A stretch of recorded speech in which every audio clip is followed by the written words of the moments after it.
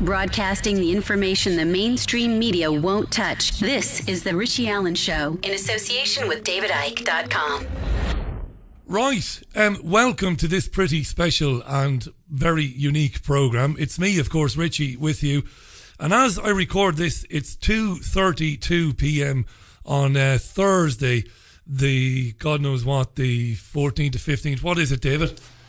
It's on the mail, isn't it? I've got a paper here. You've got a paper. It's the 16th, mate. It's the 16th of November 2017. We've had this studio in Manchester city centre for about 3 years now. How many times is it that you've been in this studio recording with me? First time. This is the first time. It's extraordinary. Just to set the scene, David was in London last night at the Troxy Theatre as part of 3 events for the launch of David's brand new and outstanding book, Everything You Need to Know But Have Never Been Told. It was a magnificent night last night. It was great. You were great as well. It was really, really memorable. It was really enjoyable, wasn't it? The questions coming from the audience, the vibe. Delighted to be there. Wonderful stuff. Yeah, and the atmosphere. You see, I mean, you know, so many nice, open-minded, open-hearted people tend to come to the events. And so the atmosphere is always lovely, and the interaction is always lovely, and it's such a pleasure to do.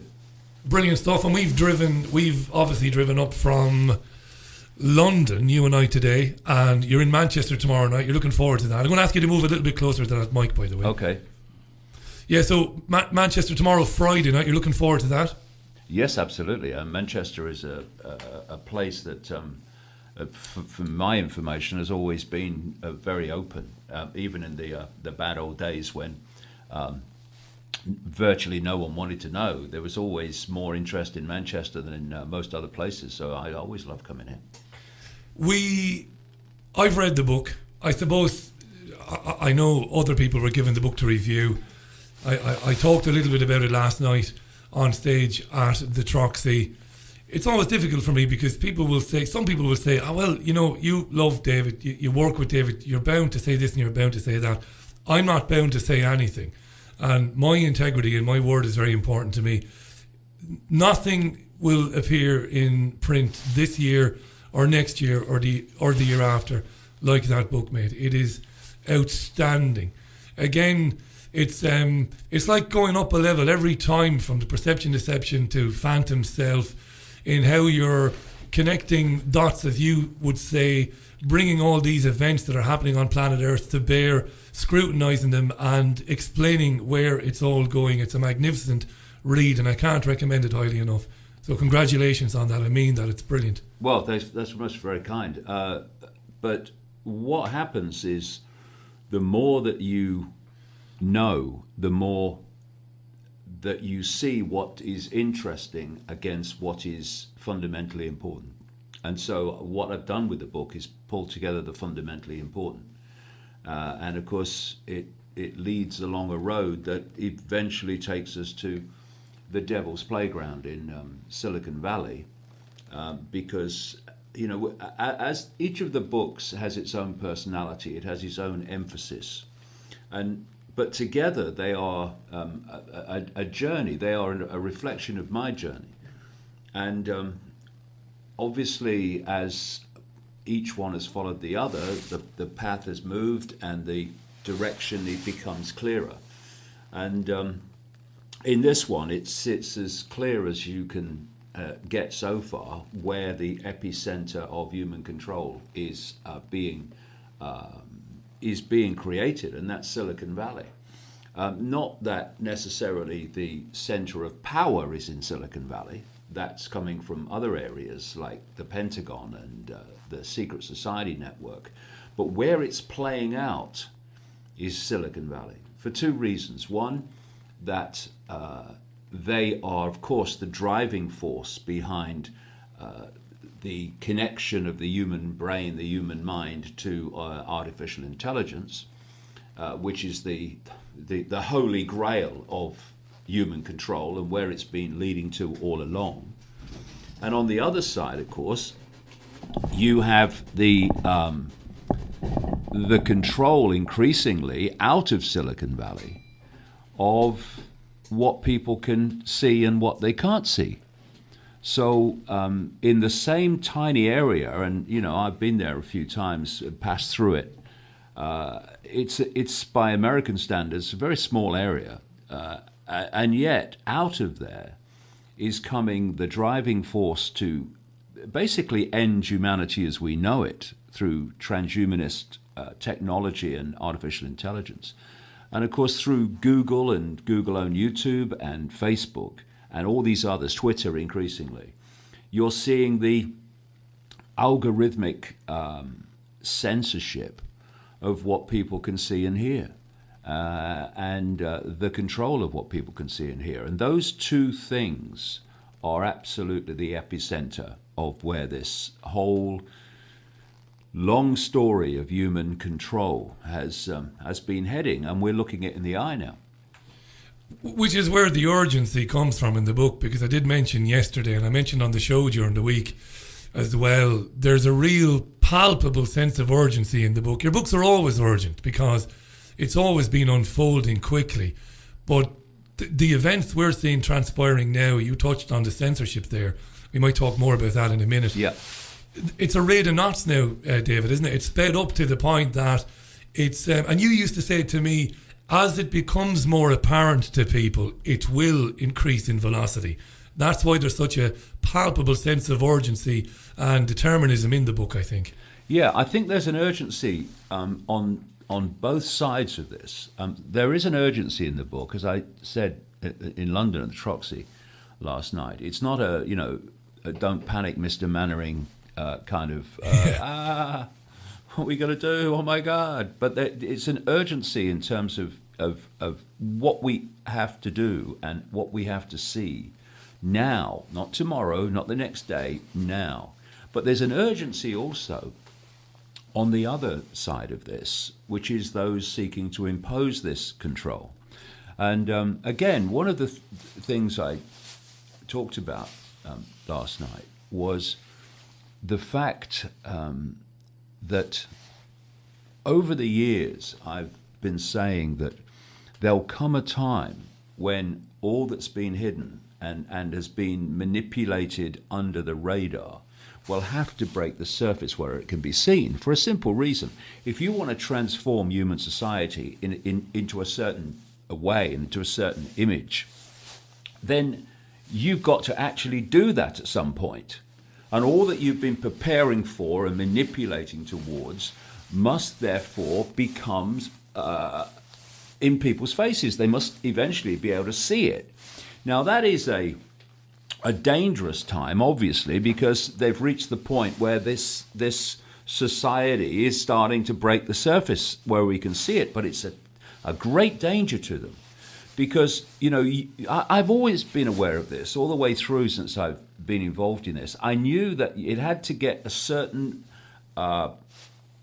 distance along the road to where they want to go before it became so obvious that large numbers of people, are large enough on the scale to make the difference, would actually be in a situation where they couldn't deny it anymore. They couldn't be in denial. Oh, no, it's not happening. Oh, it's just a conspiracy theory. It's here. Look at it. So we are in a period now where this is breaking the surface. The censorship, the transhumanism, the increasing Orwellian control and impositions, it's breaking the surface. It's in people's faces. And therefore, we now have an opportunity and a window in this transformation from the point where it breaks the surface to the point where it's so in place that basically all challenge will have been blocked and snuffed out. This is the period where we either make a difference and we bring this nonsense to an end, or it reaches its fruition. And that's why you're picking up the urgency in the writing of the book. Come on, now, not tomorrow. But like I say, on the other side, they're desperately trying to get this on. They're trying to push this on for a simple reason. They want this period between when it breaks the surface and when they've got it all in place to be as short as possible. That's why they're pushing on and everything seems to be moving so fast. It's like, oh, hey, hold on, they've seen we're shutting the door. Shut the door as fast as you can. The job of people like you, me, and other people involved in this is to make it very clear that the door is closing and why and how, and also to alert people to different stages of this, so we slow the process down as best we can. So they're shutting this symbolic door a lot less fast than they really like to, because of the exposure of what this thing in isolation here, and this thing in isolation here, and this thing in isolation here are actually going towards and creating. If you put all those things together and see it as one momentum, one movement, one direction, instead of a series of random events. Connecting the dots, of course, is the way that's described. So we're in a very, very important time, and an urgent time, when we have to get our act together here, big time, fast. And I am encouraged. I mean, when I look at the world and where it's going and how fast it's going there, I shouldn't be encouraged, but I am, because having been doing this now for the best part of 3 decades, I've seen the momentum of people opening their minds to things they would have rejected before. I've seen that momentum gather. I've seen the numbers gather, and I have seen the urgency gather. So the next very few years are going to be the epicenter of all this and where this world goes from here. And that's where the urgency comes from. One of the book is brilliant. It's in several parts, of course, and it builds up. I don't know whether you're consciously aware that you're doing it or whether it's a natural gift. I think it's a natural gift, the way it shifts tempo. I mean, it really does. One of the things that's extraordinary is how you describe and explain how that which controls it has made us obsessed with ourself, and how that is designed to obviously prevent us from seeing what's going on because we are obsessed with ourselves, but also how it imposes a kind of a self-censorship, because you're going to talk about some interesting and some funny things now that you've noticed on the drive on the way up from London. But that's a hugely important step before you get on to talk about synthetic human and transhumanism. This kind of driving us to eliminate all else except that which we hold dear to ourselves, how that self-censors and how it, furthers that agenda. It's brilliant. We're talking here, of course, about gender politics and identity politics, which is massive right now. Well, of course, the bottom line of any tyranny by the few imposing itself on the many is divide and rule.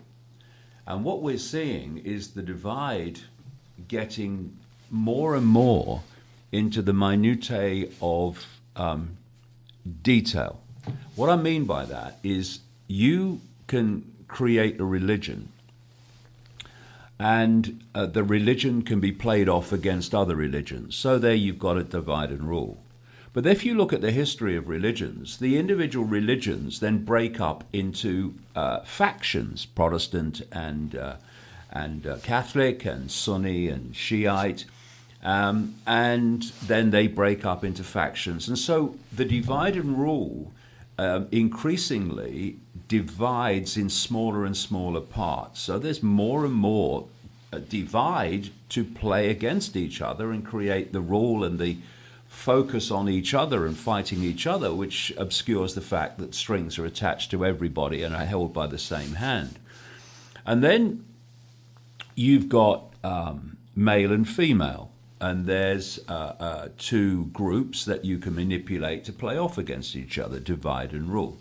And then you start to break up the male and female into smaller groups, just like the religions, like fractal patterns.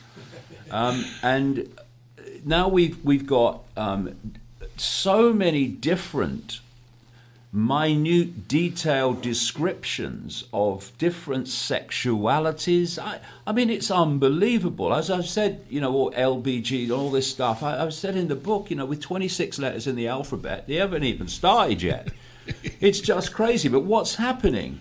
They're breaking up dividing the target population into smaller and smaller labels, what I call label consciousness, so that they can play more and more labels off against each other. And what we're doing, or what they're doing, is getting the divide and rule down to individuals divided against individuals at that mass level of individual divide and rule.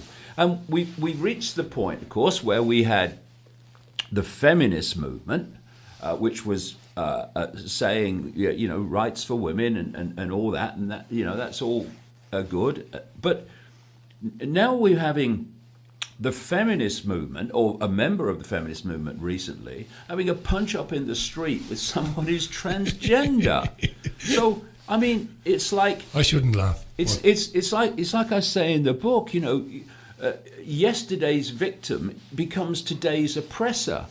Oh yeah, you were a victim then, but we've now broken up the labels into smaller parts and smaller minorities and smaller victim groups. Therefore, you're no longer the major victim now. You've become an oppressor. And it's a hierarchy of victimhood and a hierarchy of alleged discrimination. And of course, at the top, bar one now, is transgender. But as I again say in the book, by the time I've finished this sentence, there'll be 2 or 3 more probably. Oh, look, there are. 72 on Facebook at the moment. Yeah, 72. unbelievable. How could you choose between 72 genders? It has to be called what it is. You have a chapter called Saying the Unsayable, which is fantastic. I mean, it's going to upset a few people, that particular chapter in the book. That need to be upset, and maybe they can find a mirror and have a mature conversation with it, because it's getting so absolutely nonsensical. So again, what this comes down to is the me society. I don't care what gender someone chooses to believe themselves to be. It's none of my business. What I say to them is, don't make it my business. It's up to you. You live your life as you see fit. Don't start imposing on me things that suit you all the time. At the deletion of my rights and my human rights and my right to free speech and free expression. There are, if we're having justice and fairness, that means justice and fairness for all, not just your minority self-identity group.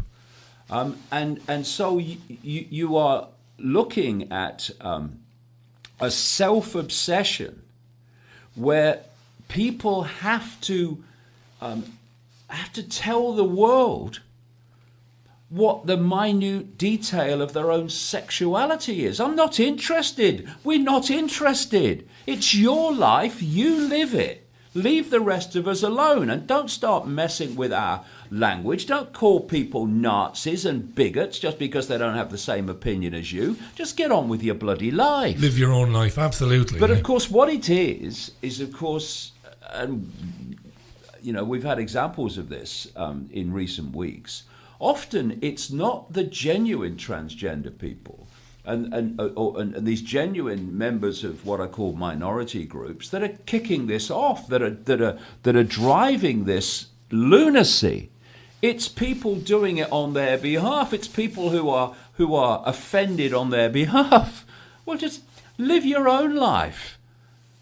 But of course, then you go deeper in the shadows, and it's all being orchestrated for the reasons we're talking about. Massive divide and rule.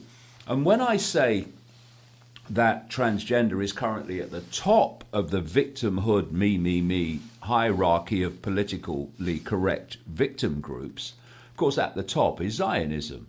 And it's been the trailblazer for this nonsense, where you can't have an opinion unless you are labelled racist and a Nazi for having a different opinion to what is not a race, but an ideology. Very different thing. And so in the book, I've really challenged that as well. But what we're looking at is, as these victim groups are manufactured, because they are, and then the language is changed to not offend the victim group, what's happening is the language of humanity is being deleted. And it's Orwell's Newspeak and Old Speak in the book 1984, where in Old Speak, these were words like the language we've had up to this point, which could express your thoughts and your opinions in detail. It was a vibrant language where the detail of your thoughts could be verbally expressed. And then in 1984, Big Brother moved to Newspeak, which were words that didn't say anything, because basically they were designed not to say anything. They couldn't express your thoughts and opinions in any detail. And as Orwell pointed out, basically, once you can't express your opinions verbally in detail, we think in words. When people have thoughts, they're thinking in words. In words, yeah. Now, if you destroy and delete language that can express detail, how do you even think in detail once that language is gone as the generations pass? You can't, and this is the whole point. It makes verbal expression of any detail impossible. So you can't say this because it will upset the Zionists. So that's this language gone. You can't say that. You can't say that. You can't have that opinion. Okay, transgender. Okay, there's loads of words being taken. Even mum and dad and boy and girl keep being taken out of circulation. Can't say that anymore. And then you have all these other minority groups where you can't say this or have this opinion because it will upset someone. And what it's doing, it is deleting, transforming, and destroying the human language. And those of us that can see it have a choice. People can go on walking backwards down the road until their back hits the wall, at which point there will be no freedom of expression left, and no right to say anything that's not off the song sheet of the official norms and imposed belief systems and opinions of the state, of the system. Or, this is why I wrote the book as I have, and this is why I using a boxing analogy, I pulled not a single punch, is because we have to call this out. We have to call lunacy a lunacy. We have to call idiocy idiocy and point out why. Because if we don't, that wall behind us is beckoning, and we have to stop now. And stop being intimidated into silence. Stop being intimidated into self-censorship, where there's not even a debate about whether something can be said or not. People simply do not say it. And you mentioned a story that we were talking about in the car coming up. Well, you found a story in today's Daily Mail, which is startling to me. I saw it on the Mail website last night, and I saw it in their print edition today. Did you call me manful? It's sexist. Top surgeon is made to apologise after trying to praise father for bringing his daughter to hospital. Okay, this is the surgeon they're talking about. He meant to praise a young patient's father, but his choice of words has landed a consultant in hot water. Colin Bailey said Billy Martin had manfully stepped in to take his daughter to an appointment when his wife Jo was ill. But the couple condemned the paediatric surgeon's comment in a letter as sexist and were so angry they posted it on social media. This is what the consultant wrote. Unfortunately, her mum, the girl, could not be at the clinic visit today as she has not been well, and the father stepped in manfully. The couple from Chorley, Lancashire, claim they could not imagine him using womanfully in the same context. Go and live in frickin' Gaza. Go and live in Syria. Go and live in Libya. And tell me what upset means. This is the level of lunacy we have reached now. where whether someone says manfully, it wasn't meaning any harm. It's a word that was often used. And manfully stepped in. Okay, you might say, oh, right, well, they wouldn't say womanfully, would you? Okay, that's the comment. But, fair enough, yeah. But to throw a paddy like they have thrown, where she's saying it made me feel guilty because I could not attend, and it was like they were pointing it out. No, he wasn't, you idiot. Morons, yes. And we have a situation now where people have been so manipulated to be upset and offended by the most the most innocuous thing, that you can see the divide and rule coming down to this minutiae level I'm talking about, where now a surgeon who should be concentrating on his job of treating the child, including their child, he's going to be going through this constant mental gymnastics of whether he's going to put a word out of place in a bloody letter to people. You know, in the same way you've got this stuff in Westminster about the abuse of women, genuine abuse of women. Absolutely, we need to deal with that. And big time, but a lot of that is obscured by the lumping in to genuine abuse of what is just a joke or a bit of what we call banter. And it was summed up for me by a member of Parliament who said recently, I will never hug a woman again, basically who was not my wife, for fear. I will only shake their hand from now on. And what is that doing? It's driving people apart. It's dividing us. And that's what is going on in every single area of human discourse and human interaction. Different factions, now down to the individual level, are being driven apart. And if people can be upset at someone saying manfully in a letter, I mean, isn't what's happening to their daughter rather more important? And the guy's competence at his job, his ability to do it. Say in this he was great. They say in this story that you know, the treatment was fine. Well, and the visit went well. Isn't that all that really matters? Not whether someone says manfully or whatever. It's just a frickin' word. And as I've said in the book, you know, I'm offended. Well, choose not to be. It's that simple. Because in the end, whether people are offended or not is not even the work of the person who says something to them. It's whether they accept being offended by what is said. Therefore, when you choose not to be offended, you're taking your power back. Because you're controlling your life by choosing not to be offended by an idiot. Or even not so in this case. We would have thought, wouldn't we? I mean, you've been a journalist for decades. God love you, Icke. You've been writing and covering the media for many, many, many years.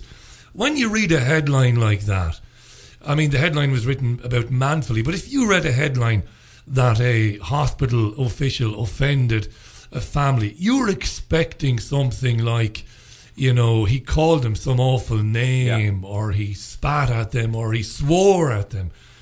This is, and you said to me some years ago, we did a program in Spain, and I remember you said that there is an energy exchange between people when people spend time with one another and their guards are down and they're not defensive. There's this auric field you talk about, this energy flow between people, which is healthy for people.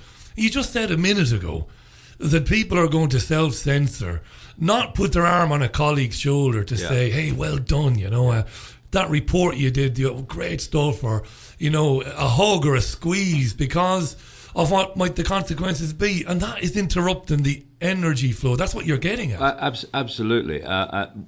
What you've got is the language is destroying verbal discourse, and the fear of being called sexist or sexual harassment is destroying the physical discourse, like giving someone a hug. And of course, the main driver of this is that they have released a virulent virus on the human race called Be a Victim. The victim virus, I'll call it that. And when you are contaminated or you pick up the victim virus, to maintain your sense of victimhood, you have to find more and more and constant reasons to feel victimized, to feel offended. And so what happens is more and more mild, ridiculous, innocuous things offend you because you need your fix. It literally is. You go into victimhood cold turkey. No one said anything to me today that's offended me. Oh, thank God! I've just got a letter. It says mentally. Oh God, I've got me fix. It is mental illness. It is a psychological disease, and what it does, of course, is then obscure real discrimination. In the under the cover of fake discrimination, and basically, I had this thing I used to say years ago. I call it the deathbed perception. You're on your deathbed. You've got 10 minutes to live, and someone says to you, "What really matters in your life now? What really matters to you? What about that person in 1963 that said that about you? Does it matter now? You know when you went absolutely spare and started screaming in the street at her. Does it matter now? No. What about this person that said this? No. That person that did that to you and you went up and smacked him? No. No, it doesn't. None of it matters. What matters is you see the greater perspective that the only thing that matters is to love each other and to be loved. That's all that really matters. Everything else is detail and diversion. And in this deathbed perception symbology, you then say to the person, well, actually, you're not going to die in 10 minutes. So now live the rest of your life with the mentality that you've just told me. Brilliant, mate. And brilliant. But when someone is in that situation of current generations, and you say to them, did it matter that your pronouns weren't always what you wanted them to be? You know that time that you walked into this room of people that didn't know you, looking like a woman. Did you do you still think it's important that because you look like a woman, they referred to you as her, when you had decided you were a he? I mean, thinking back now, you've got 10 minutes to live. Was it really important that they said he instead of her when you her instead of he when you look like a woman? Well, no. Not only is it not important now, it wasn't important then. The only person that made it important and the fact that you went and complained about it or whatever was you. You decided that even though you look like a woman, but you've decided you're a man, you have decided that if someone doesn't refer to you as a man, even though you look like a woman, then you've got to complain to someone. You've got to maybe even get them sacked, as some people have been. It's a lunatocracy, is what it is. You've got to get them suspended, like some teachers have been. Teachers being suspended, yeah. I mean, other teachers scared to say anything lest they be suspended. Of course. See, this is the thing. You have to take examples and make examples of people, especially if they're well known, so you get more publicity for it. But anyone, really, you have to take someone who has done something totally innocuous said something totally innocuous and quite understandably referred to someone because that's what they look like, and you have to give them hell. Because that says, like you just indicated, Rich, that says to everyone else in that position, this is what happens when you don't refer to people in exactly the minute detail that they have decided they should be addressed with. And so you have this freezing of people where they're terrified to say anything or do anything because they fear the consequences. Yeah. And what this does, it freezes the flow of discourse. People don't naturally interact and spontaneously respond.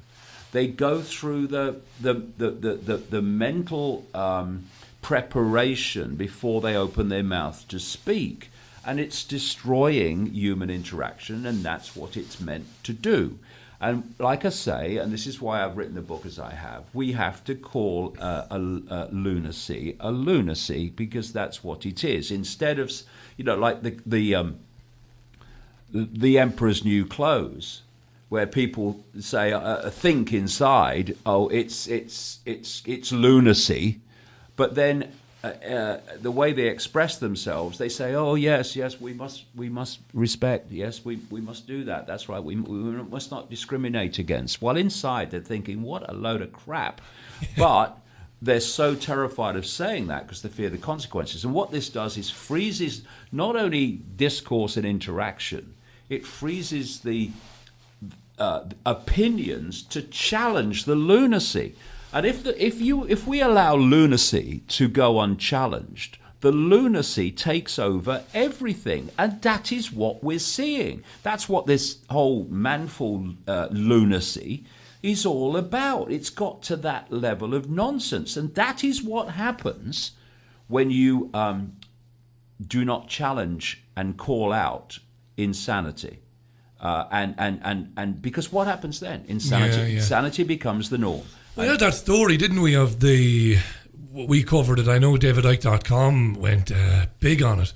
This idea that we'll get cross-dressing folks into this nursery, to read the rhymes just in case those children grow up to be bigots and not understand about diversity. And again, apart from the Mail on Sunday, which, we know what the Mail is, you and I. It's like any other newspaper, but it does more than other papers to kind of show that this lunacy, as you've quite rightly described it, is there. And there's nobody really challenging the silliness of that. And I was thinking, coming up in the car today, you were married to Linda for years. 29, 29 years. You're great friends. I've been with Caroline for 15 years. I have friends who've been with their wives and partners for years. We learned to live with the idiosyncrasies of the people that we lived with. We learned to live with things that annoyed us about them because we realised, well, there's plenty of things that we do that must annoy them as well. And I was listening to you last night on stage and I was thinking, some of these people need to start applying the way that they've come up in their families, where you had to be annoyed by your family and you had to annoy them back, and accept that people are entitled to think differently than you. Doesn't make them bad people. You'll find you have much more in common with them than some silly argument over you are a woman but you feel like a man and he refers to you as she. Well, live with that. Otherwise, you get on with him. He's a good lad. You work together or whatever like that. We need to start learning to live with one another's idiosyncrasies. But you know what I was thinking today? And it's amazing in the book. There's nothing like this book, and there never will be anything like it. This is being imposed on people to break them down, to make it easier to do what? To what's coming next. The synthetic. Yeah, it's all leading in an ever more obviously clear direction, but without seeing that direction, what has happened, for instance, with the transgender explosion and the assault on the language and the assault on free discourse, it just seems crazy in and of itself and unfathomable And I've had this phrase I've used over many, many years. If it comes out of nowhere and it's suddenly everywhere, it's the program, it's the agenda. Someone's pressed a button on the next stage. And this whole thing about transgender was not talked about until desperately recently. And now, is anything else talked about? What's going on? It's everywhere. And as I've been on this world tour, going around the world since the summer of 2016, I have this checklist when I go into a country of what the agenda that I set out in the talk, and I go in 4 or 5 days early into a country, and I check through the checklist. Are these things that are in the global plan happening in this particular country? And whether it's Australia or the Balkans or Europe or Scandinavia or North America, the same things are happening. Further forward in some areas than others, but the same checklist gets a tick on it every time. And one of them is transgender. It's everywhere, and people are complaining about it. They are upset about the way their language is being changed now. So it's a global agenda. It's being centrally coordinated, and it is absolutely nothing to do with stopping or perceived discrimination against transgender people. I have a simple philosophy: do what you like, so long as you don't impose it on anyone else. So people's sexuality, their race, their religion, they have every right to pursue it, to believe in it, to self-identify with it. Like I say, it's none of my business. And I'll be the first in line when it comes to calling out discrimination that is genuine. But we have a situation here where this is not about stopping discrimination of people who have genuinely fallen into this point where they think they're in the wrong body, or are somewhere in between, wherever their sexuality they feel is.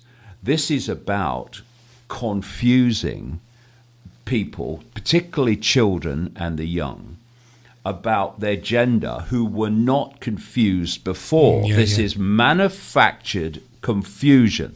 This is why this gender fluidity theme is everywhere. In children's television, everywhere you look, you're seeing it.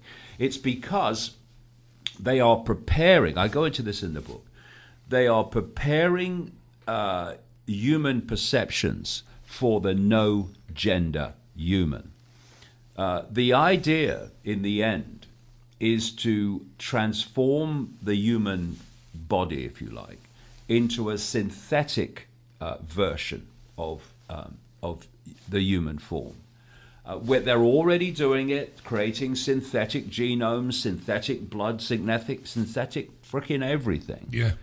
And this synthetic human, as predicted in 1932 by Aldous Huxley in Brave New World, will not procreate in the way that humans have procreated before.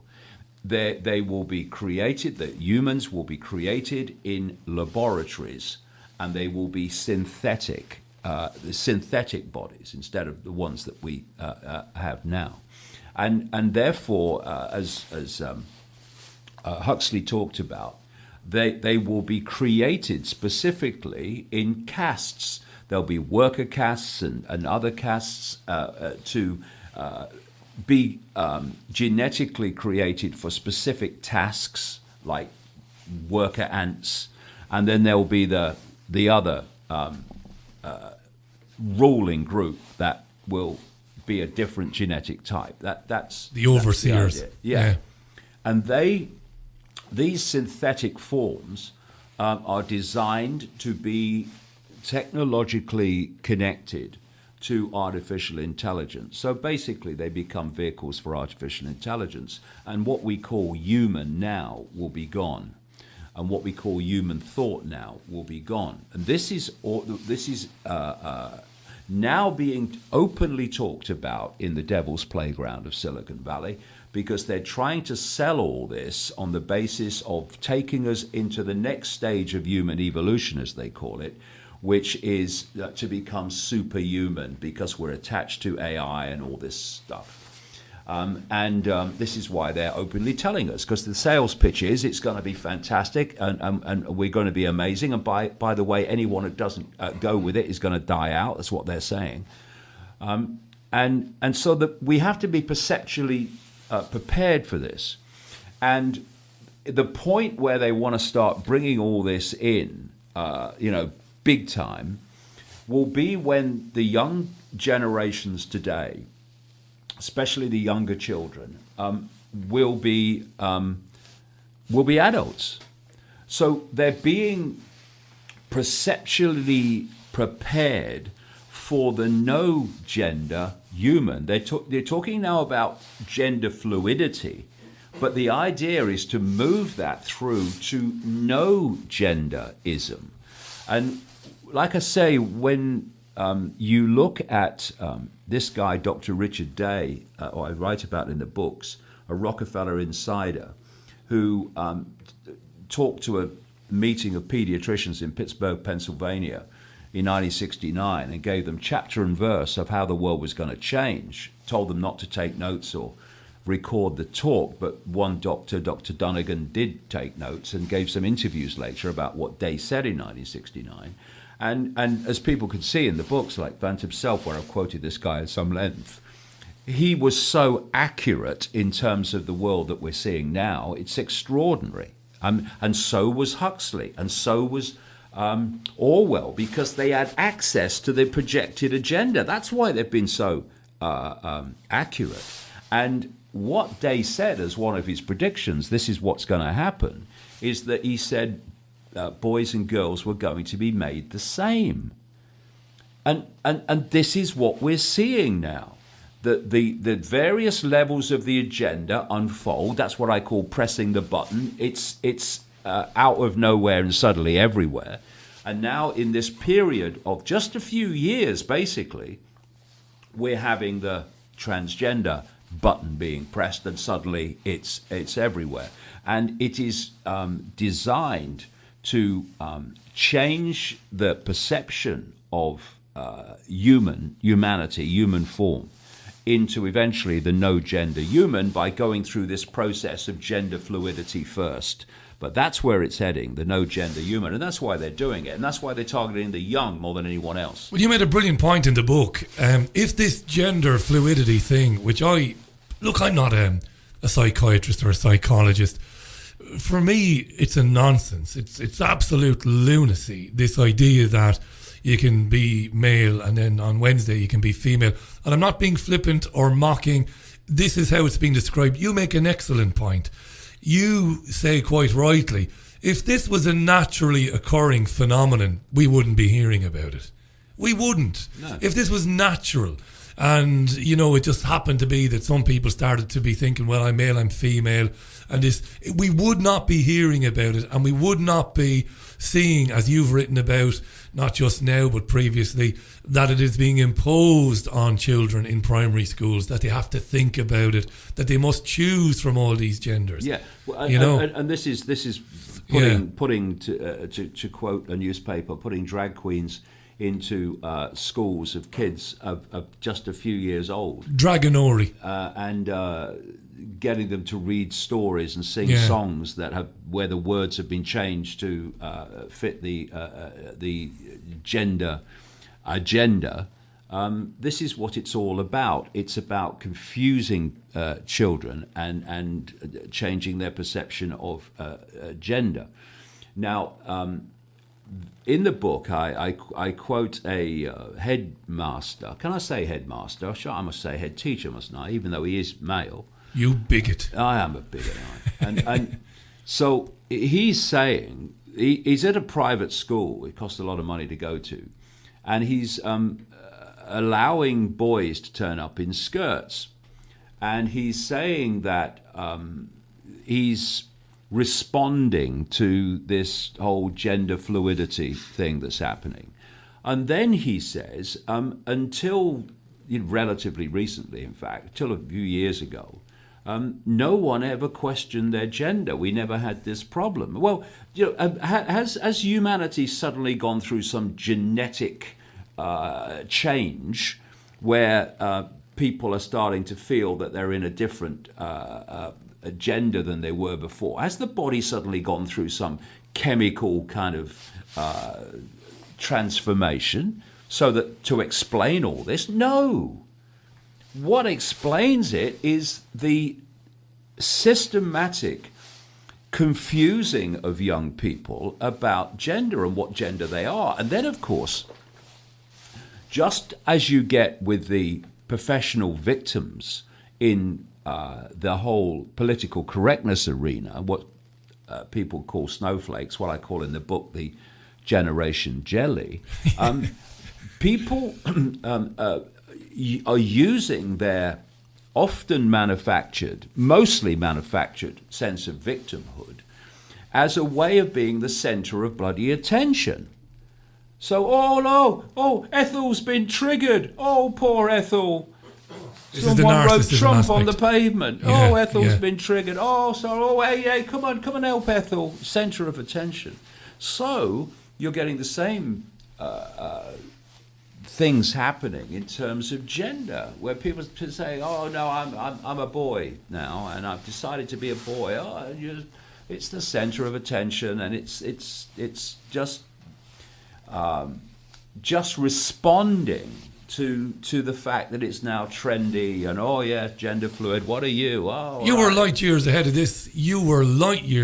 Because some years ago you took a clip from The Life of Brian about Stan, who wanted to be a woman. Yeah. We shall fight for your right to be a woman, Stan. And one of the group was like, John Cleese, but it's ridiculous. He's not a woman. I want to have babies. We shall fight for your right to have babies. But he can't have babies. No. He can't have babies, but we shall fight for his right to have babies. Yes. But we're seeing carried. This. Yeah, exactly. And you see, this is a great example, Richie, of where the real focus of attention, where it really should be in this whole gender area, is being obscured by all the nonsense. So while someone's coming in one morning and saying I'm a girl, and they're coming in the next morning and saying they're a boy, and then deciding to change again, when there's an R in the month or whatever. While that's going on, this nonsense, this peripheral, self-obsessed me nonsense, then there are people who are genuinely, emotionally and perceptually in a situation where they feel different to their body. And I have no doubt that these are genuine people in a genuine state of feeling they're in the wrong body. And that's where the focus of attention should be, on helping those people come to terms with that and how best to deal with it. But that, just like genuine racism and genuine sexism, is being obscured by all this nonsense that is there only to confuse and to divide and to rule, and not to help those who are genuinely suffering from these different areas of the politically correct explosion that's gone on in recent years. Shall we just take a very quick break? Let's have a word from our sponsors. Okay. Then we'll come back, and I have no idea how long this is going to go on, because we did this on... David doesn't have enough to do, he doesn't do enough. After months of travelling around the world and writing the book, it was his suggestion, let's have a chat. Well, it was kind of my suggestion, but he was up for it. Let's have a chat while we're in Manchester. David Icke is in Manchester this Thursday, I don't even know again, Icke. I have no idea what date it is. The 14th, is it? 15th. Yeah. It's the 15th of November, 2017. 2 outstanding evenings. One with Mark Miller in Edinburgh, which was fantastic, at the Caves.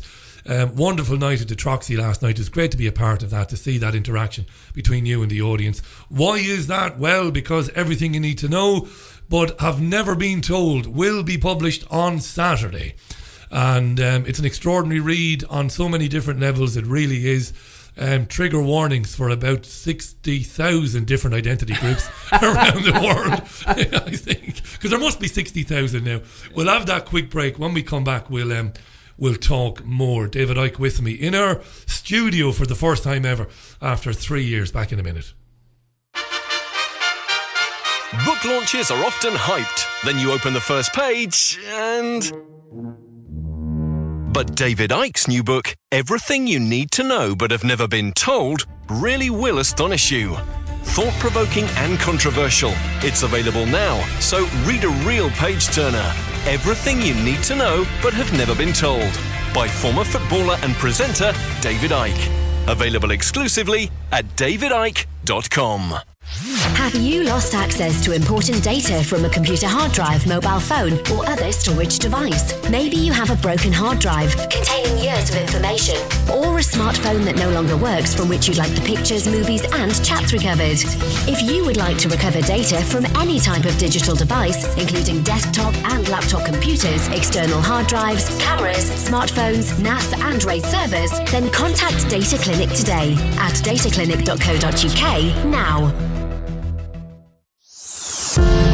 Is your mind full of ideas, yet you struggle to put them down on paper? Characters with no home, unfinished concepts that you always wanted to finalise, yet lacked knowledge and drive to complete? The Creative Writing course from Creative Imaginings may be the long-awaited answer, designed to help you finish your masterpiece with better language techniques, detailed study of the character, plotted suspense chain, and valuable information to get published.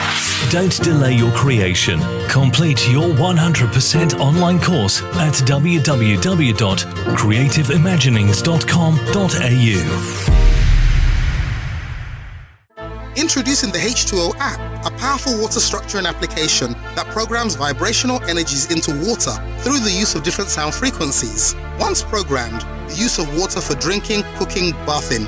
Give it to your friends and colleagues or spread it around the garden. The list goes on. It's not just water that the app can be used for either. It's great for programming crystals too. The H2O app is free to download and is available on both Android and Apple platforms. For further information, go to h2oapp.online. There's a place high in the mountains of Spain, a sanctuary where souls gather from all around the globe to learn about themselves and experience powerful changes in the way we see our world. They become awakened to their gifts and their power to heal others. Become part of this ever-growing worldwide family of unique, pure energy healing practitioners. Discover how amazing you truly are. Go to www.markbayerski.com. It could just change your life forever. Welcome back to this pretty unique and special programme. Really on the fly this. I've not done anything like this for a while. On the fly. Came back from London this afternoon, Thursday. Jamie and the davidicke.com crew doing an amazing job in London for the second of 3 official events to celebrate and to push the launch of the new book, Everything You Need to Know But Have Never Been Told, which is out on Saturday. Can be pre-ordered.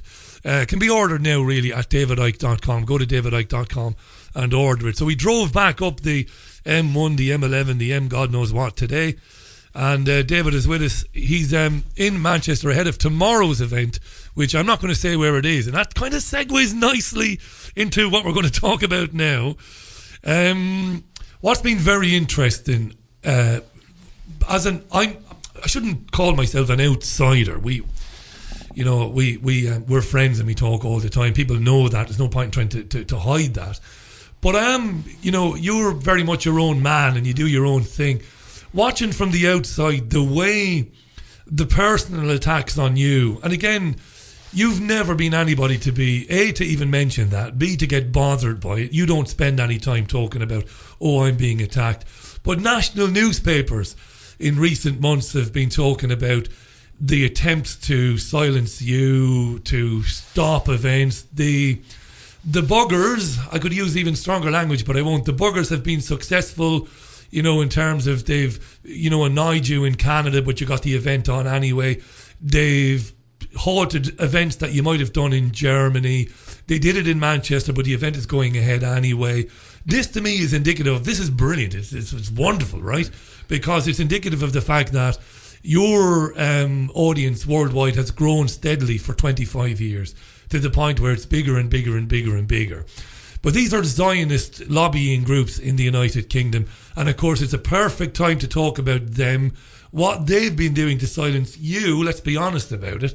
In a week when they've been, well, Priti Patel, the former International Development Secretary, has been caught out going to Israel on holidays, presumably to take instructions from Benjamin Netanyahu and his government on, things like the Israeli army and stuff like that. And then, of course, the Prince Charles letters written in the 1980s. This is a wonderful time, really. What's going on with all of this? Well, the pennies are dropping that Israel is not just, if you like, a little local difficulty in the Middle East in conflict with the Palestinians, but is actually a global network. And ultimately, you've got the House of Rothschild behind this form of Zionism that I'm talking about, called revisionist Zionism, which was basically created by a guy, Jabotinsky, who believed that imposing the will of the Zionist agenda by violence was fair and the right thing to do. It just happens that his personal assistant was Benjamin Netanyahu's father, who was a vehement, extreme Zionist, and has produced a son in the same mold, who is the current Prime Minister of Israel. Now, if we were looking at just a situation where Israel was in conflict with Palestinians, I would suggest that the way the Palestinians have been treated since the invasion, as I would perceive it, of the Palestinian lands out of Europe after the Second World War, that would be a situation that demanded attention by itself and demanded exposure by itself. But it's more than that. We have a situation where there are networks that answer to this extreme Zionist cabal. I mean, let me put that into context. Depending on how you define what Jewish means, if you take a ballpark figure of what they call core Jewish people that absolutely identify with being Jewish, there's about 15 million of them in the world of 7.5 billion. Then you take away those Jewish people that vehemently oppose Zionism, and that number gets considerably smaller. You then look at the great majority who identify with being Zionists in the sense that they support the existence of Israel, but do not understand what this core, what I will call revisionist Zionism or Rothschild Zionism, is doing in their name.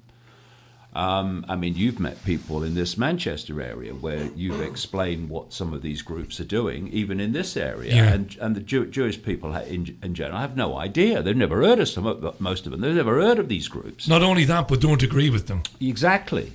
So when you then take away, and many of those people who you speak of there will identify with being Zionists because they support the existence of Israel and they associate that with Zionism. And Zionism, by the way, is an ideology. It is a political movement and belief system. It is not a race. That's the point. And so you take those Zionists away who do not know what's being done in their name from that 15 million, and you are left with a dramatically small number of people who are part of what I call secret society Zionism or revisionist Zionism, the violent anything goes version. And the numbers of those in positions of influence and power in America and Britain, etc., is absolutely ridiculous in terms of ratio to positions of power and influence and numbers. Now, this is a fact. I know we live in a post-fact world, but some of us are actually in a factual bubble, if you like. We actually do like facts. We think they matter. So that is a fact. And you look at the chairman and heads of the Federal Reserve in America. There's one Zionist after another, after another, after another, after another. You look at who runs the Treasury in America currently. It's people from Goldman Sachs, all of which are Zionists that were appointed by Trump. The major advisors to Trump, like his brother-in-law, his son-in-law rather, Jared Kushner, are vehement Zionists. In fact, his father is a close friend, a long-time close friend of Benjamin Netanyahu, and Netanyahu actually slept in Jared Kushner's bed at his home when he visited there once. That's how close they are. And so it goes on. You go into the Obama administration, as I did in the Perception Deception, and looked at all the Zionist people in the positions of financial power. I looked at all the Zionist people involved before, during, and after 9/11 in the administrations in the key areas. You look at Hollywood, one of the great perceptual, one of the great perceptual programmers of human perception, because anywhere you go in the world, there are the Hollywood movies. You have lots and lots of people getting their version of history from Hollywood movies, which produce a version of historical events that are actually nonsensical but believed to be true by so many people. So it's a great place for perceptual programming. And Hollywood is absolutely controlled by Zionists. Actors and actresses are terrified of calling them out because their careers will be over, but that's the truth. And people like Harvey Weinstein, they're just examples of this. You look at the much of the mainstream media corporations and this massive Zionist influence in those. And then you look into the devil's playground, Silicon Valley, and you have Google created and controlled by Zionists. You have, of course, YouTube, the same, because it's owned by Google. You have Facebook run by Zionists, and so it goes on. And this is why these Silicon Valley organizations are employing people like the ultra-Zionist Anti-Defamation League to advise them on censorship of the internet based on what they call hate speech. And hate speech is defined by anything that suits them and their agenda for people not to hear. So wherever you look, and then again, you look at the example in Britain of the political advisor at the Israeli embassy, who was caught out on camera, secret filming by Al Jazeera, meeting with members of these Friends of Israel organizations within all the major political parties. Something like 80% of Conservative MPs are members of the Conservative Friends of Israel. And what these groups are, and these other attack groups that are trying to silence people like me, they are part of a network to make sure that anything that challenges Zionism and its goals and methods and behavior, or the behavior and actions of Israel, is silenced. That's what it's about. And it's an extreme example of what we were talking about earlier with this, you can't say this, you can't say that. So if you had a political advisor from almost any other embassy apart from Israel and the United States, I'm sure, in Britain, who was caught on camera saying that he wants to these Friends of Israel members that he wants to take out or take down a conservative government minister because of his views on Israel, there would be absolutely outrage. They'd be expelled, wouldn't they, David? Imagine if the advisor at the Russian embassy was caught saying that. They would be thrown out of the country. There'd be a global diplomatic incident, and all the hell would break loose in the political arena. What happened when an Israeli embassy advisor was caught saying that? Nothing. Nothing. Not an apology. Nothing. Complete silence. Yeah. So what those Al Jazeera programs showed is there is manipulation of British politics. We know it anyway, but it was in our face on film. There is manipulation of British politics out of the Israeli embassy, which is simply, of course, a satellite of the center of the Israeli Zionist web. Then you have a government minister, Priti Patel, the international development minister, who, as you mentioned, goes on holiday to Israel. And while she's there with a major manipulator in this country, was it Lord Pollock? That's the guy, Lord Pollock, who is a major manipulator for Israel in the UK through this Conservative Friends of Israel network. He goes with her. I mean, are you always going to take someone like that on holiday with you? I mean, yeah, okay.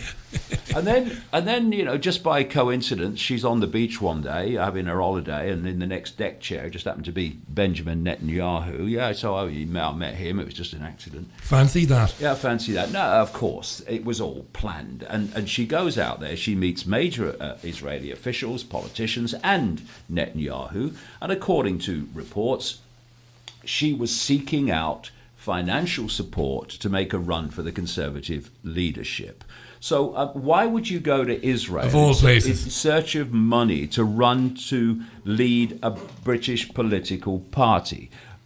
Again, then you look at AIPAC in the United States, the America-Israel organization, which is the major, or certainly the next to major, if not major, lobby group in America. In the world, I would say. Yeah. With this massive funding, which leads to it funding political campaigns of people running for Congress, running for the Senate, and therefore getting politicians in America dependent on Israeli funding and Israeli campaigning support, and therefore dependent on Israel. And of course, as Cynthia McKinney, the former congresswoman in America, has said on your show, when you start running for major political office in America, you get asked to sign the pledge to Israel. Sign the pledge, yeah. That you'll always support what is in the best interests of Israel, which is what Israel tells you is in their best interests. And of course, when she refused to sign it, she wasn't supported, and eventually they funded and supported someone against her to take her out of Congress. So this is what is happening all the time, and this is why when Benjamin Netanyahu goes to speak on Capitol Hill, it is one of the most extraordinarily pathetic sights you could ever see. You have this. Let's not forget this. If you look at it on the surface, you have this prime minister of a country of 8 million people in a world of 7.5 billion, and yet these people The people are supposedly elected to serve the interests of Americans. 250 million, 300 million, 300 odd million, 300 odd million, yeah. They can't get off. I mean, I said in one of my earlier books when I was watching Netanyahu speaking at on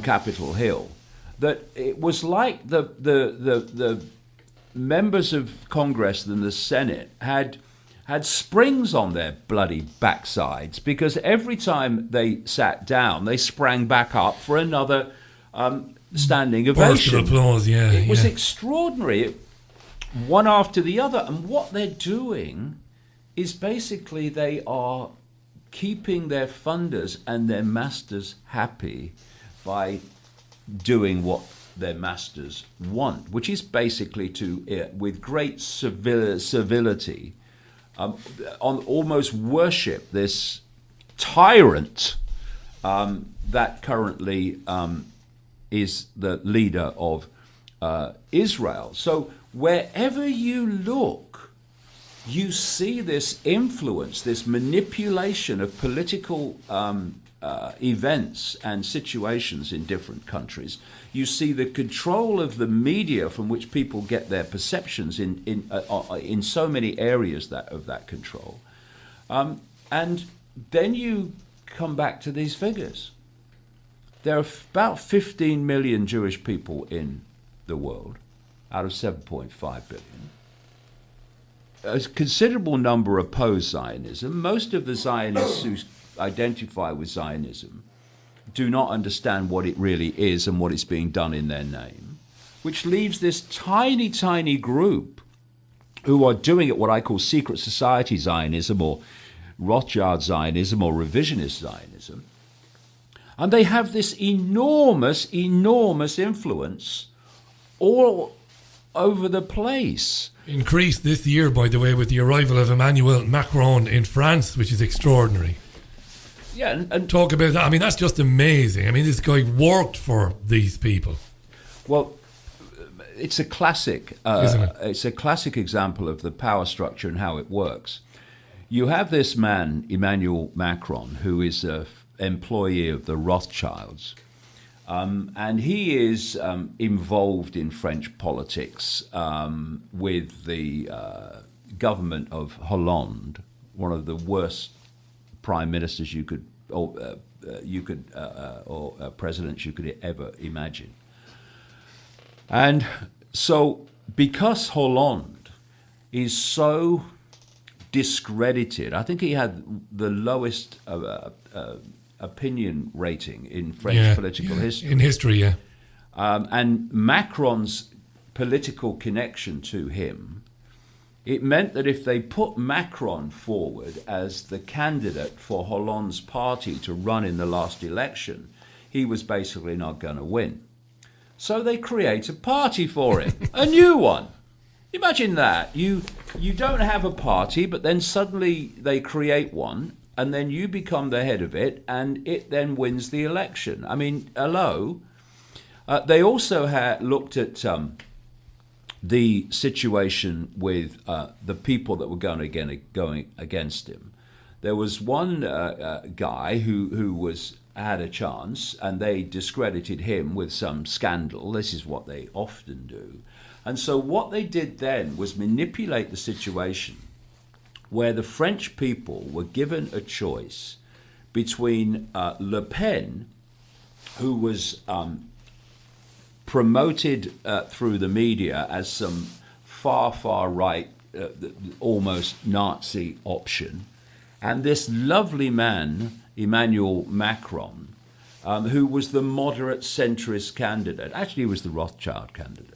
And so by manipulating the polarities, lots of people voted for Macron who would rather not have done, but they thought he was the least offensive, the least of the bad choice to Le Pen, who did all right anyway. But what it meant was that this Rothschild employee was taken from a political non-entity, given his own party, and then through this manipulation made president of France. And of course, one of his first speeches, especially when Netanyahu visited, was to equate criticism of Israel and Zionism with racism against Jewish people, which is what they've been working towards all along. So when you deal in facts and you expose the facts of Zionist manipulation, you are a racist and must be silenced. Now, what comes then, Rich, as you know, is these attack dog groups, most of which are tiny in actually the numbers. One man and his dog, usually. Yeah. But seem to have access to the inner corridors. Why? Because they are connected to the embassies in the countries, like the British embassy. So like the Israeli embassy in Britain. And their job is to seek out anyone who is using facts to expose this manipulation and brand them racist so that they destroy their ability to be heard. And that is what is happening. And I take it as a compliment, frankly, that they are so desperate to silence me, because they must be saying something right. And what happens is people become intimidated by it, venues become intimidated by it, and they pull events when these people tell them what I'm going to say when I'm not, and never have, and the venues pull the event, not even after consulting me and saying, is it true that you're going to say this? In which case I'd say, well, I haven't said it before, so I think there's fair chance I'm not going to say it now. Yeah. And so you had efforts right up to 24 hours before to get the Troxy in London this week to cancel the event and destroy the evening of all the people who'd made all their arrangements. They couldn't give a damn about anyone else. And we did the event, which apparently it was going to be this virulent anti-Semitic... yeah. Was the word Jewish or Zionism mentioned once in the evening? I don't think so. Once, no, not at all. Right? No. But then you go on to the next venue and they try again and they try again and try again. And this is why we don't put the names of the venues out anymore. Which drives me mad, by the way. I know, but I understand it, but it drives me mad. Yeah, but it does two things. First of all, it drives them mad, trying to work out where we're going. But what it also does is it emphasizes this vehement, disgusting, arrogant attack on the basic right to freedom of expression. Indeed, the right, in the case of these people, the right not to say what they're claiming I'll say. This is the irony. Ridiculously ironic, How ironic. We're going to ban him for what he's not going to say. But we're claiming he says, so therefore that's enough to get the venue to pull. What part of we are infinite awareness, we are everything that ever was or is possible or ever could be, and identifying with race is ultimately silly because this is what we are. What part of that do they not understand? Well, this is the interesting thing here, Richard. This is the staggering inversion. Is what I'm saying is that what we are, what the eternal I is a state of awareness, a state of being aware. It can be a minute state of awareness, it can be expanded awareness, it's just a choice, which comes down to self-identity and perception. I'm saying that what we identify with in terms of race, of color, of religion, of culture, of gender, all of this stuff, is not who we are, it's what we're experiencing. What we are different points of attention within the same infinite state of awareness. And you cannot have a more ultimately non-racial philosophy than that, or non-discriminatory explanation or perception of that. Because I'm saying that whether you call yourself Jew or Islam or Catholic white or whatever, yeah. or you know, whatever gender, you are the same, ultimately, the same infinite awareness that I am and everyone else is. And we get caught in self-identifying with what we are experiencing and believing it to be what we are. What we are is the awareness that's having that experience. And so here you have, and again, in this world is inverted beyond belief, you have a situation where someone with that philosophy, the ultimate non-racist philosophy, non-sexist philosophy, is called racist by people who are absolutely obsessed with race. And let's be honest, they are racist to the bone in terms of their standing. Listen, I know you might slightly disagree with me on this.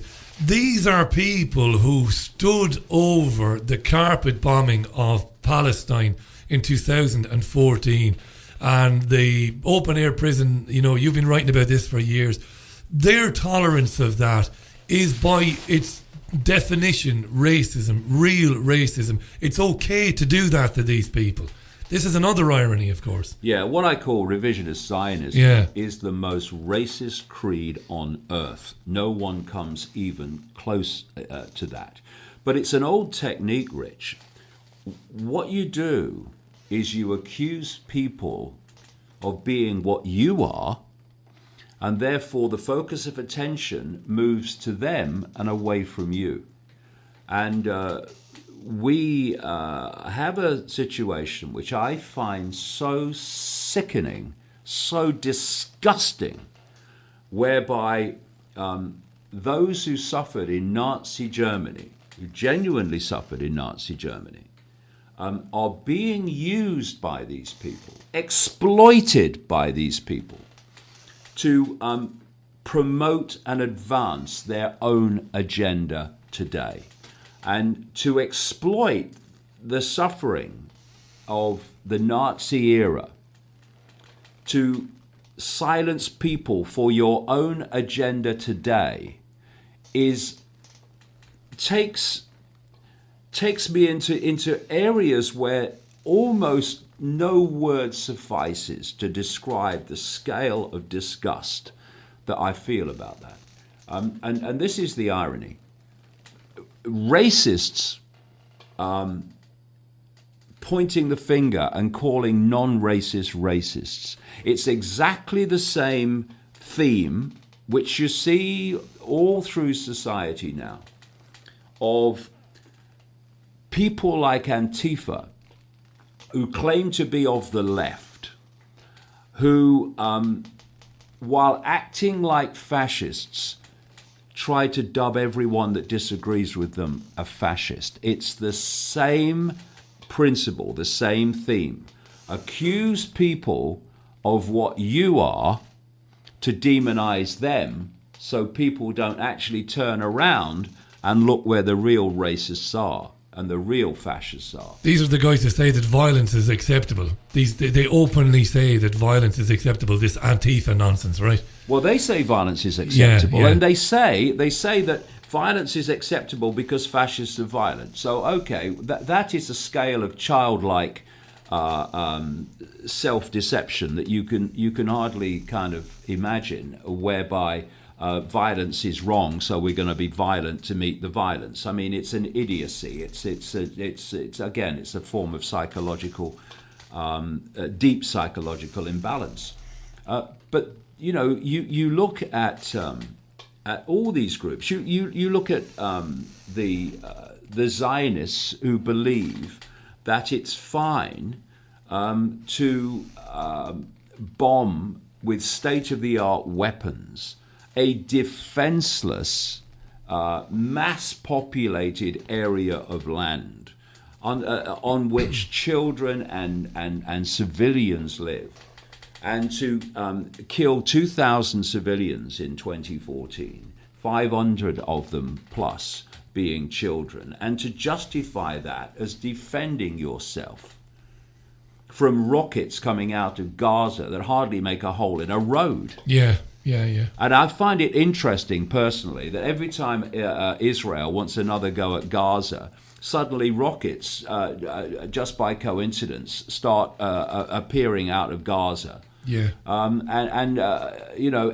We're defending ourselves, but it gives them the justification. It's like someone symbolically attacking you with a pea shooter, and you returning fire with a Kalashnikov and saying, I was only defending myself. It's just an excuse. And of course, organizations like the Campaign Against Anti-Semitism were created and then became very influential very, very quickly. I wonder why. During that bombardment of Gaza. That's when they came up, that's right. Yeah, that's when we saw them, yeah. When of course, a lot of people were looking at Israel and saying, what the hell is going on? What are you doing? So, we're looking at this network, and it's not to do with race, it's to do with an ideology. And it's to do with manipulation of that, the agenda of that ideology into place, and the suppressing of the exposure of the ideology and that manipulation, so that people don't see what's happening behind the scenes. This is what's going on, and we have to call it out. We have to stop running away. We have to stop being intimidated. I don't have a racist cell in my body because my whole philosophy is that race and identification with race is a nonsense and a complete misunderstanding and misreading of the nature of the reality we're experiencing and the nature of we, the consciousness, experiencing it. And yet I'm dubbed a racist by the most racist creed on earth. That's the irony, and we mustn't be intimidated by it. We must turn the focus of attention onto that which is truly racist and let them justify themselves, and instead of running away and being intimidated into silence. That'll be the frickin' day. We're going to take another very quick break so we can see where we are, and then we'll come back. Can't recommend highly enough Everything You Need to Know But Have Never Been Told, available to order now on davidicke.com. Do order your copy now. It's incredibly, I think it's $12.99 on the site, I think, or something like that. I mean that's a steal, that. I mean, it is. It's 700 pages of hard-hitting journalism. Do you remember journalism? Do you remember we used to have journalism when people would put together facts and develop a story? Do you remember that? We used to have that some time ago. This is a manual for would-be budding journalists, this connecting of dots, everything you need to know but have never been told. Very quick break, back in a minute with David Icke. Good stuff, back in a minute. Book launches are often hyped. Then you open the first page and... But David Icke's new book, Everything You Need to Know But Have Never Been Told, really will astonish you. Thought-provoking and controversial. It's available now, so read a real page-turner. Everything You Need to Know But Have Never Been Told, by former footballer and presenter David Icke.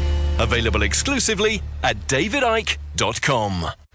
Have you lost access to important data from a computer hard drive, mobile phone, or other storage device? Maybe you have a broken hard drive containing years of information, or a smartphone that no longer works from which you'd like the pictures, movies, and chats recovered. If you would like to recover data from any type of digital device, including desktop and laptop computers, external hard drives, cameras, smartphones, NAS, and RAID servers, then contact Data Clinic today at dataclinic.co.uk now.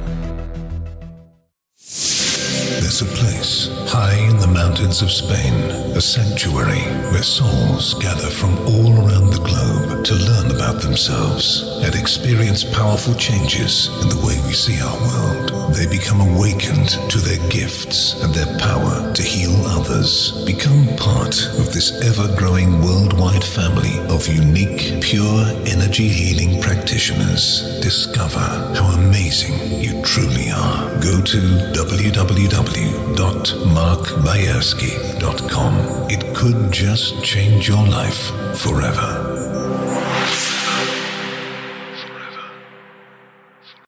Introducing the H2O app, a powerful water structuring application that programs vibrational energies into water through the use of different sound frequencies. Once programmed, the use of water for drinking, cooking, bathing.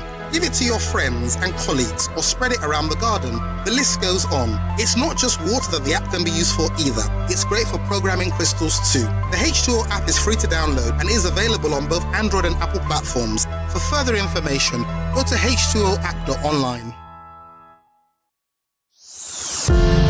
Is your mind full of ideas, yet you struggle to put them down on paper? Characters with no home, unfinished concepts that you always wanted to finalize, yet lacked knowledge and drive to complete? The creative writing course from Creative Imaginings may be the long-awaited answer, designed to help you finish your masterpiece with better language techniques, detailed study of the character, plotted suspense chain, and valuable information to get published. Don't delay your creation. Complete your 100% online course at www.creativeimaginings.com.au. Right, welcome back. A very special programme. I've been with David for the last 24 hours at the Troxy in London. He's arrived in Manchester now ahead of the book launch event for Everything You Need to Know But Have Never Been Told. That takes place in Manchester tomorrow. Sadly, no tickets available for that. That's a sellout. The book, though, is available to order now at davidicke.com. $12.99. Jesus, that is a steal. 700 pages of up-to-the-minute analysis of what's been happening in our world geopolitically and, of course, outside the five senses as well. Amalgamating all that information, putting it together and explaining what is next on the agenda. It's terrific stuff, it really is. This is great, Icke. This is totally unexpected, so this is good. I'm enjoying this. Good stuff. What have I done there? I've not put your mic up. Now I'll do it again. Oh, hello, good stuff. I'm still here. Yeah, it's not as if I've not done this a million times, but right, so I was thinking, because obviously when we began this about an hour and a half ago, you talked about the fact that we have the evidence because the system has not been able to hide it, because as it gets to where it wants to go, it must reveal it. Therefore, more people are aware of it. Yeah. And how more people being aware of it manifested itself recently was in the decision by people in the UK to say no to Europe. We want to leave. That was definitely people rebelling against that. You've done amazing work on it over the years, the European Union. Let's talk about that, because what we're seeing now is like the Empire Strikes Back. Star Wars was the people saying, we want out. Now we're in the Empire Strikes Back, right? Yeah, well, the more people understand about the way the whole system of control works and where it wants to go, the easier it is to read things and read what is almost certain to come. So you have an agenda in Europe which is for the centralization of power across the whole of Europe in the hands of unelected bureaucrats in Brussels, who are themselves controlled by the hidden hand that works through them.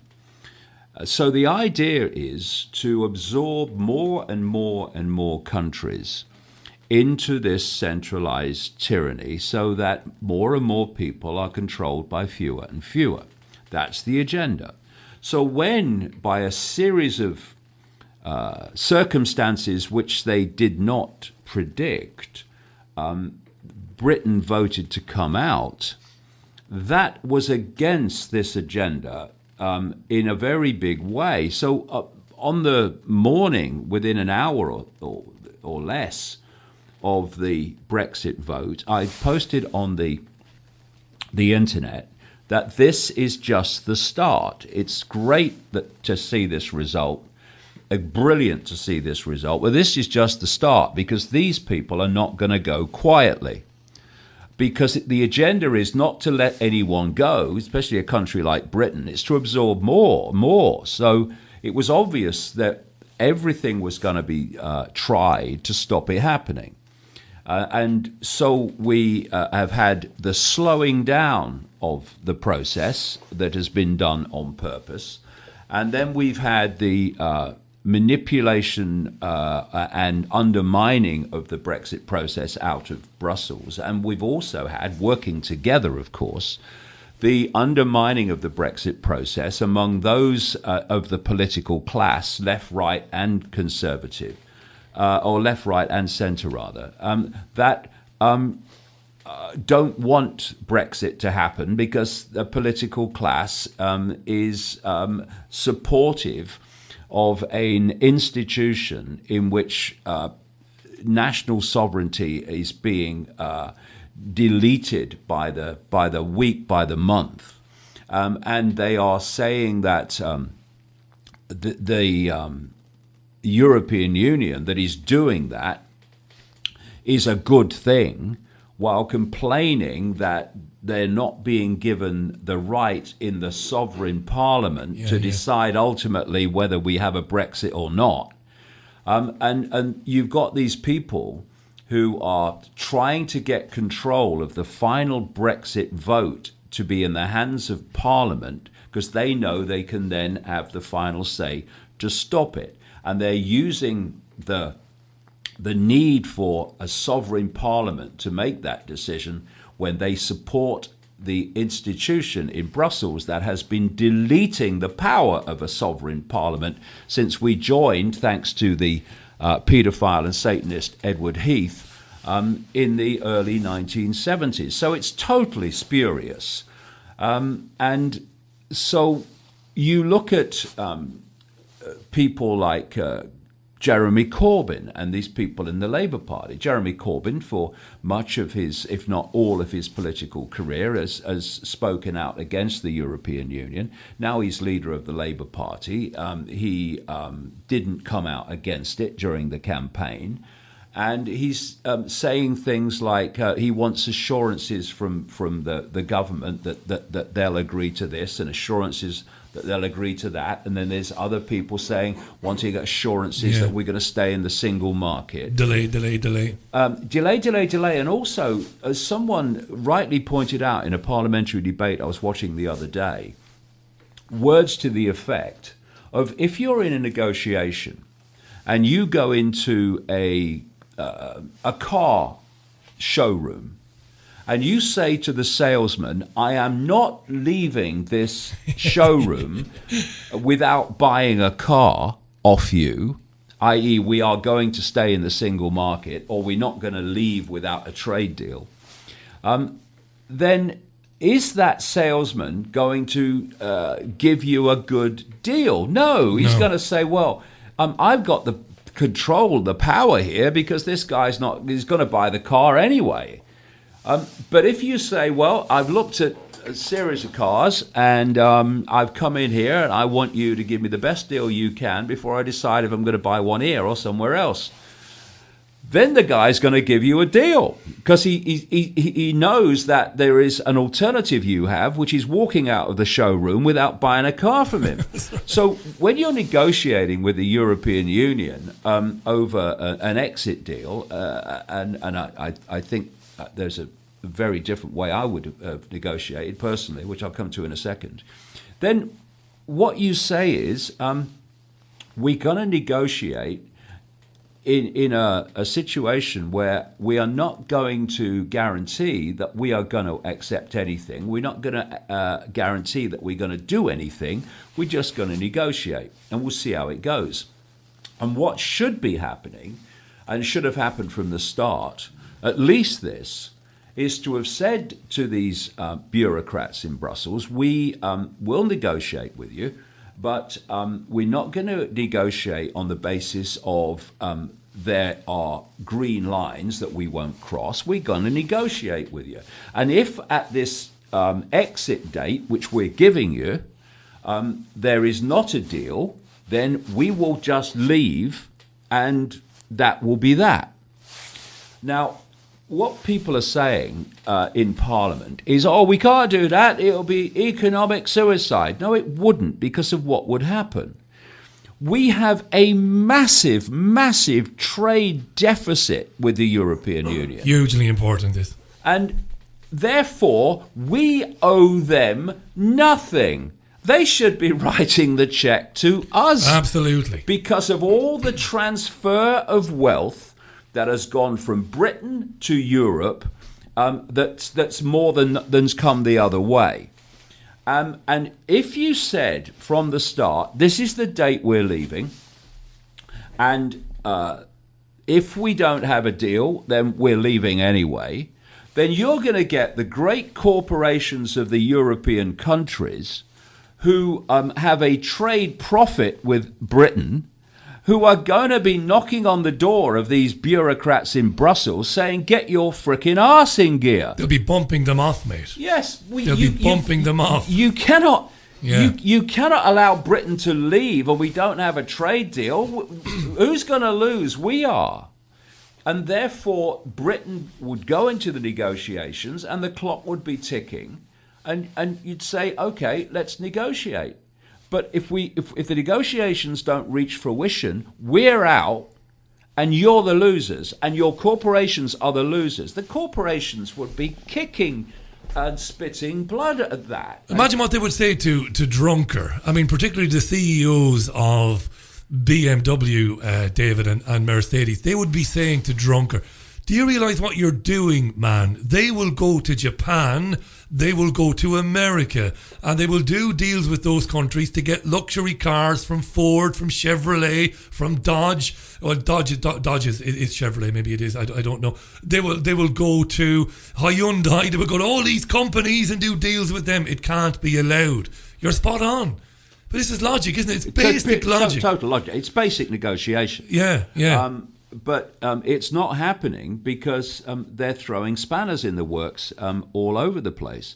And, we have a political class that has no interest in the will of the people, that spouts on about democracy while abusing the very idea of democracy. You've got the Vince Cables in the Liberal Democrats and the ludicrous Nick Clegg. You've got the what I would call the rabble in the Labour Party. It doesn't seem to know what they want or what they think. And then you've got all the Blairites in the Labour Party who absolutely don't want Britain to leave the club. You've got people like Blair operating in the background, and anything that Tony Blair wants, the global cabal wants, and therefore it's bad for anyone who is subject to what he wants.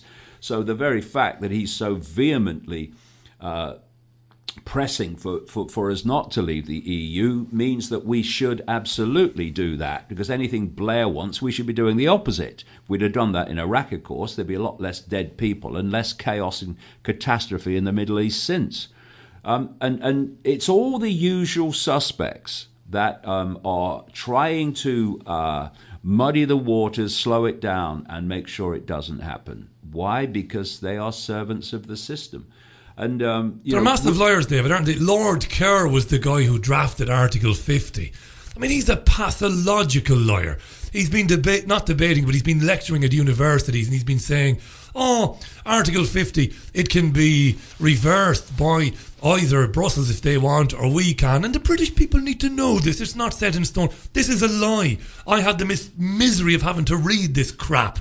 It is explicit in its language. Once Article 50 is triggered, there must be a negotiation done in 2 years. If there isn't terms agreed, that country leaves immediately at the end of the 2 years. Now the liars are telling people that white is black and black is white. And outside of davidicke.com, outside of one or two of the men and women who come on our programme, nobody else is calling out these lies. Nobody is saying in the media, listen, this is crap.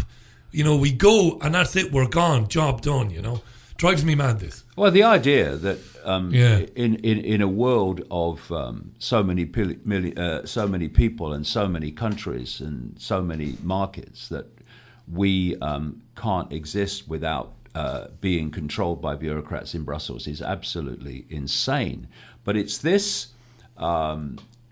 this fear of the unknown, which is pressured and manipulated, that people feel that you can't exist and make your own decisions with your own borders anymore. There's got to be some supernatural national control system. Is ridiculous, but so many people believe it because they're frightened into believing it. But the great thing was that the majority of people in the referendum rejected it, even though the entirety, virtually, of the political class was trying to terrify them into line. They went their own way, and it is a sign, another sign, that people are rejecting this control system, in the sense that they realize that you couldn't get a cigarette paper, really, between the positions of the parties when you really break it down and wade through the rhetoric and the image making. You're basically looking at the same single political class. And when they want something, we should want something different, because it's not in our interest that they operate. I must point out, Jazz, our gorgeous German Shepherd dog, is playfully rubbing David and licking David's hands. She remembers David, of course, from London when we were making TV in London. We've got about 10 minutes left on this, if we're going to get this, so that we can turn it around for repeats and for 2 hours. Everything you need to know but have never been told is available to order now at davidicke.com for $12.99. Jesus Christ, when you think of books in shops and the prices they're charging for books these days, it's an absolute steal. It really is. Get a copy for somebody who's just starting to look into this information. It's really terrific. Right. What's it like? I was thinking yesterday, 25, 26 years is a long time. It is. I mean, I know in the grand scheme of things it isn't. But for you, what's it like now putting this book out after all, the books you've put out, all the talks you've given, the thousands of interviews you've done on television and radio around the world, the talks. How do you feel now as opposed to 5 years ago, 10 years ago, 15 years ago? Are you still as excited about doing this, getting a book out to people, as you were when you put your first book out? Yeah, and I'm putting this book out in a very different environment. It's certainly a different environment in relation to me, because, for a long, long time, I was putting the books out, and a number of people were reading them, but they were real fringe communication, in the sense that the vast majority didn't know they existed and wouldn't have been interested anyway, because Icke's a nutter. So it's a very different environment now, where people from all directions and all areas of society are starting to look at this information, come to the events, go to the videos on YouTube. And I've had a number of experiences as I've gone through this week, of people coming up to me in the street in different situations, who were very, very kind in what they said and about the information, who were from so many different walks of life and backgrounds. I was walking through the security at Edinburgh Airport, and this security man came over and had a chat. He was a white Scottish man, and then I bought a fridge magnet from duty free. I went to pay for that. You love your fridge magnets.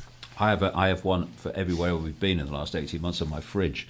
It gets harder and harder to open the door. Yeah, you've been everywhere, yeah. And there was what appeared to be a Sikh man with the turban and the beard and a big Scottish accent, and he said, I watched the videos and what have you, and then this day goes on, and more people from different walks of life were stopping me in the shopping mall and what have you, and I just it was a day which kind of just put into my face how all the different aspects of society, different belief systems, different religions, different cultures, were actually looking at this information. I found that extremely encouraging, because that's what we need to do, Richie. These different groups that are given labels called religions, belief systems, genders, whatever. We've got to put the fault lines down, and we've got to come together and realize that we're all in this. We're all in the gun sights of this manipulation. And if we don't come together and realize that actually we have a common cause here, whatever label we give ourselves, including, Jewish people, who I supposed to be blaming for everything, we need to come together and realize that these are just labels. These are just temporary experiences, and come together and realize that actually there is a common cause here, and there is a common goal, which is enslaving all of us and enslaving all our children and all our grandchildren on an even greater scale than we have now. And if we do that, we've got a chance, because it's the fault lines of division, where the population is set at war with itself, that allows the few holding the strings of the different groups to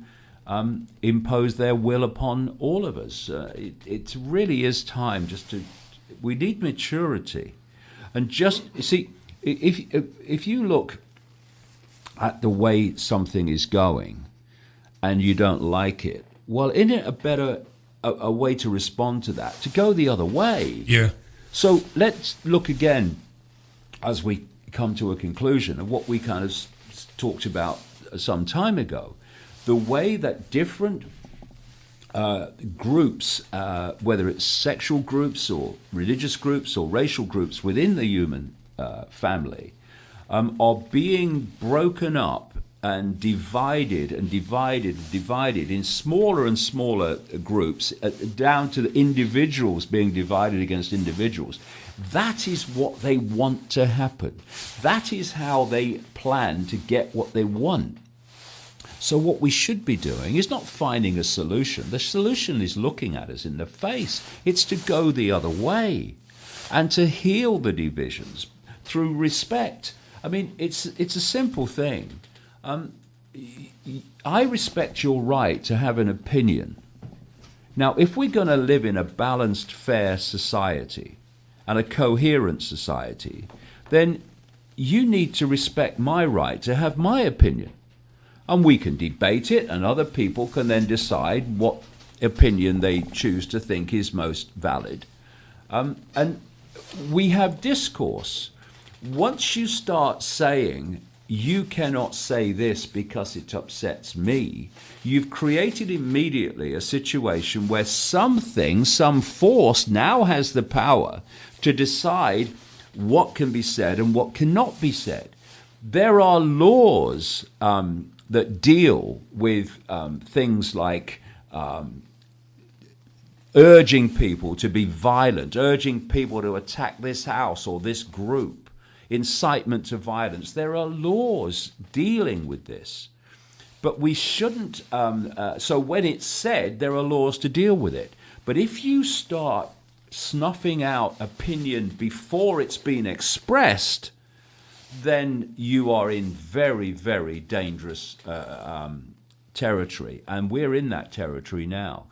If I have an opinion, I completely respect your right to have a different opinion. End of story.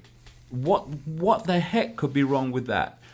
What is wrong with that, from the system's point of view, is that means alternative opinions and alternative views and explanations to what they want the target population to believe can be circulated. That's why we have censorship on the basis of this can be said, but not that. It's purely about control. And we break that. We break that wall of censorship by refusing to be silenced, by refusing to be censored, and by respecting everyone's right to an opinion, even though we may disagree with it. It's brilliant. Get everything you need to know but have never been told. Looking forward to tomorrow night, mate, in Manchester. I can't wait for that. Thank you so much for that. Brilliant day. Thanks, yesterday. Richie. That was a real off the cuff. Wasn't it? Make it up as you go along. It was great. It was brilliant.